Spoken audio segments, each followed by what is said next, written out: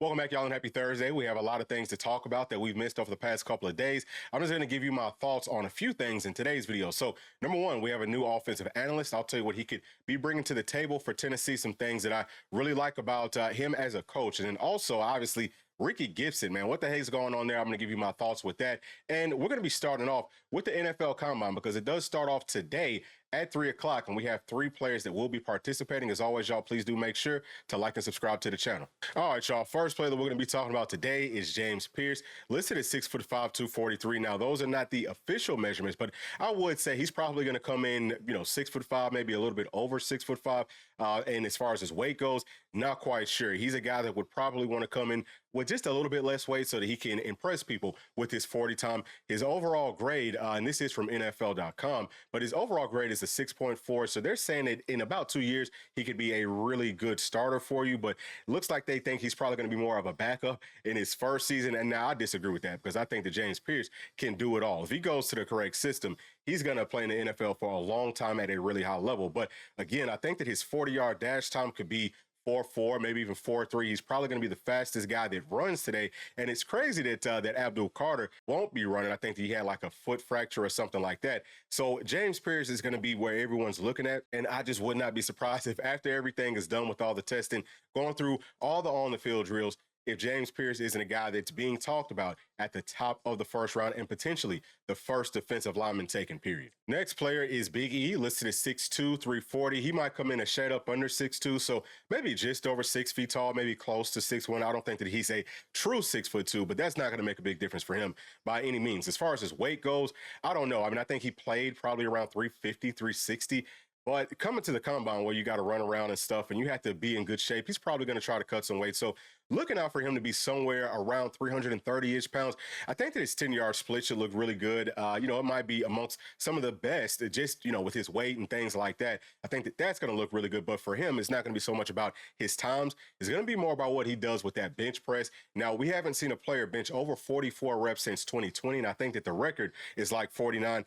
Big E is a guy that can push for that, okay? I'm sure that he will be pushing for that, and I'm just going to, say boldly that I believe that he will end up breaking 44 reps or at least getting 44 reps today. If he does that, I feel like that could definitely help his draft stock out tremendously just because players like this with this sort of size and strength and twitchiness, that's hard to find, man. So his overall grade right now is a 6.0.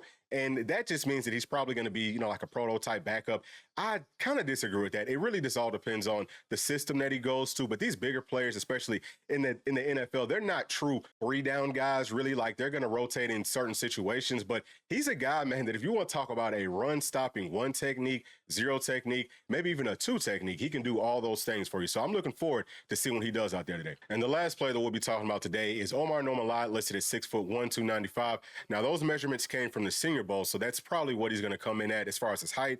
His weight could definitely vary, all based off of, hey, does he want to lose a little bit of weight and maybe run faster? Now, his overall grade is a 5.93, so they're saying he's a long-time backup, probably more of a special teams player. Totally disagree with that. I think he's a prototype 3 technique. I've said it a million times.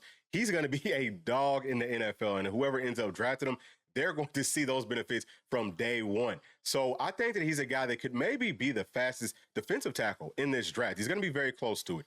I would not be surprised if he runs a 4.7, maybe even a 4.6. And if he does that anywhere near 300 pounds after everything else that he's going to do, going through all those on-the-field drills, which I think he's going to look really good in, his 10-yard split should be really, really quick. I think that his draft stock will also go up just because when you watch him on film, some of the things that I have seen is that, he was kind of a backup, but really he was our best DT last season. So I think that people who are really breaking this stuff down and understand that he wasn't, rotating in with the twos because he was really worse than those guys. It was more because those players were already there. But either way, I think that Omar Norman is going to help himself out a lot today. All right, now let's talk about our new offensive analyst, Seth Luttrell. And he's been an OC in several places. He was actually the head coach at North Texas. Y'all can see his whole profile over there on the right. But last season, he was the OC for OU, and he ended up losing that job like halfway through the season. But there's a lot of things that I like about his offensive scheme and system. I don't think that the lack of, success that the offense had, I don't think that was necessarily just on him.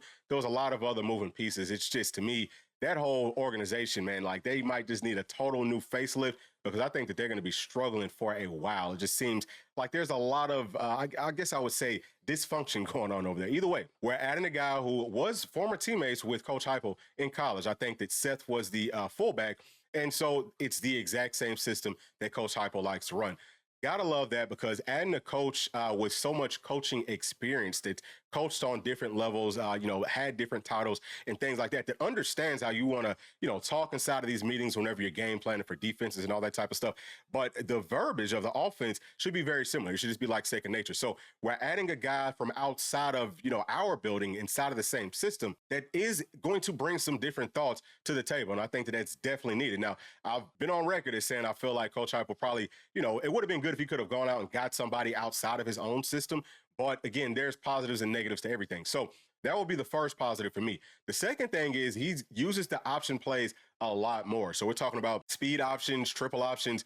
Gotta love that because I feel like, for us to be able to stop some of these 3-3-5 defenses, we talked about that tight front, talked about that mid front. You need to do some more option stuff. So I love the versatility with how Seth is running his options. The next thing is that he likes to use more two running back sets. It's something that Tennessee really rarely ever does, but that's another very easy way for you to get some of those outside runs, for you to add some more to your option game. And he will also use those running backs coming out of the backfield on some wheel routes, just on different routes.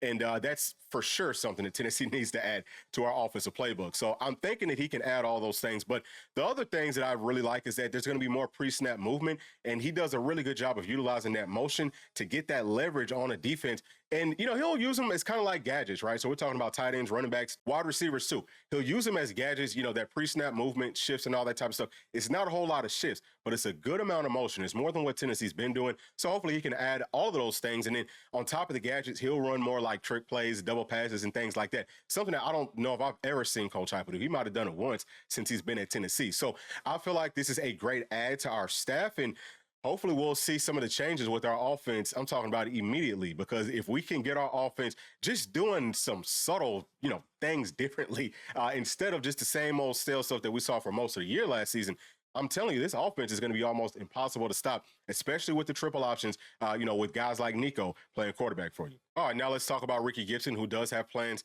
to enter the transfer portal in that spring window, which I think is going to be like April the 15th or 16th is when that opens up. So it'll be after spring practice. I have no idea, is he actually going to go through spring practice and things like that. Hopefully we can kind of get some of this stuff figured out before spring practice starts in like a week from now. Hopefully we can get that figured out so it's not that big of a deal. But what y'all are looking at right now is how our cornerbacks that played the most last year, that will be back this season, looked in coverage. And as you can see, Rickey Gibson is really good in coverage. It's not just about his man-to-man skills, but I think even kind of peeling off in some of his zone coverages, he does a beautiful job there. He's just a football player all around, does a really nice job of making sound fundamental tackles and getting off blocks.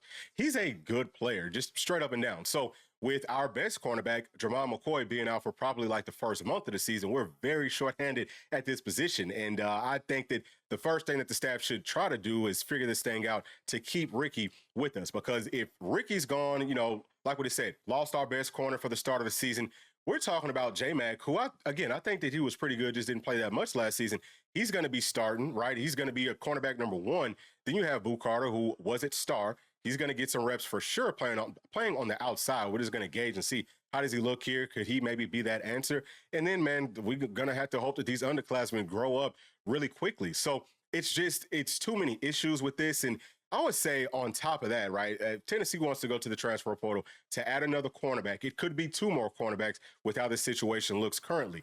If we want to go do that, we're going to end up spending more than Rickey Gibson is asking for, at least based off of what we've been hearing. So there's rumors saying that Rickey Gibson is making $400,000 and he wants $800,000. If he's only making $400,000, which again, that's just speculation, but if that's true, then he's already underpaid, and the staff understands that. But once we go out to the portal in this last window, unless things change, after April the 7th, whenever the House comes to their settlement and things like that, unless things change with the transfer portal window, with NIL caps and all of that, unless that changes instantly, then we're going to be paying more than probably $800,000. We're probably going to be up to like 1 million, 1.5 million for these players, just because everybody wants those really good cornerbacks. There's going to be plenty of other teams that are looking for them. And I can tell you, man, if Rickey Gibson does make it to the portal, he's going to be number one on everybody's board that needs a cornerback except for Tennessee. You know what I'm saying? So this is a situation that the best thing to do is, hey, just take care of it right now. I understand that it could have some negative implications